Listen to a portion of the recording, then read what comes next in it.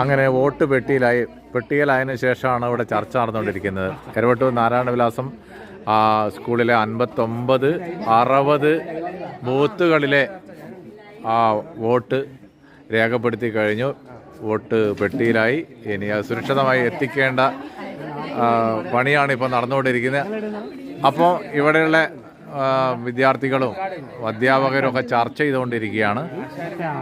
ആർക്കാണ് മുൻതൂക്കമുണ്ടാവുക ഇന്നത്തെ ഈ 82%. എന്താ നിങ്ങളുടെ അഭിപ്രായം എന്താ?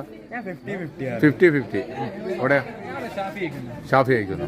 ഓണോ ഇന്നത്തെ ട്രെൻഡ് എങ്ങനെയാണത് വോട്ടിൻ്റെ ഇന്ന് രേഖപ്പെടുത്തിയ ആണോ? ഷാഫി അയക്കുന്നോ? ഓക്കെ. അബ്ദുൽ ഹാഷിഖ് എന്താ അറിയണ്ടേ? വൻ മുന്നേറ്റമാണ് ടീച്ചർ, അതിലൊരു സംശയമില്ല. ഇന്നത്തോടുകൂടി പരിപൂർണമായ ഒന്നും പറയുന്നില്ല. വൻ